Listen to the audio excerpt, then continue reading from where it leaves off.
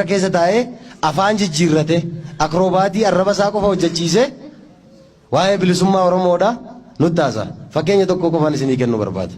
Warqinaa Gabayoo asitti dhalateemi maqaa namaallee dha'uun garuu gaarii miti. Naannoo kaatti dhalate naannoo magaalaa Shashamannee.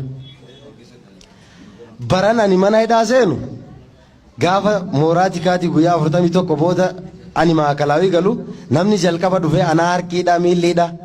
Kan qaamni kooreebamaa kafanna irratti citee jiru kanan guyyaa 41 maan jijjiirratiin mana dukkanaa keessatti dhufee na dubbise isa.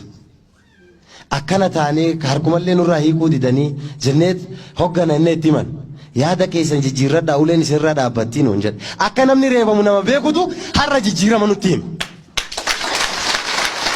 Nama nu reebsisaa turetu nama nu reebsisaa nu kolaasaa turetu har'a jijjiirama nutti hima.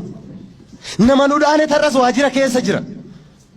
Afaan jijjiirratan malee jarri hin jijjiiramne jijjiiramni jedhamus kana. Namni kana beekuu qaba. Yimar Hasan Badhaasoo waajjira qonnaa godina Arsii Lixaa keessaa fidanii na waliin hidhan. Na biratti wareegan.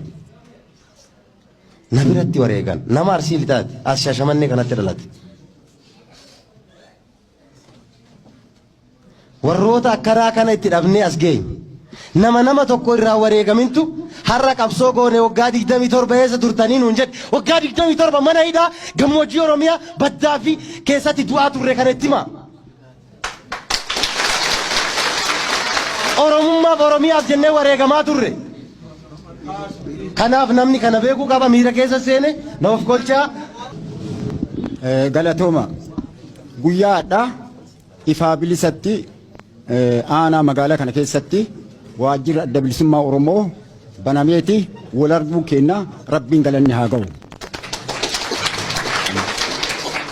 Waa guddaallee kan barbaadu ummanni Oromoo gabrummaa jala seeme eegaleeti guyyaa tokkollee gabrummaa taaf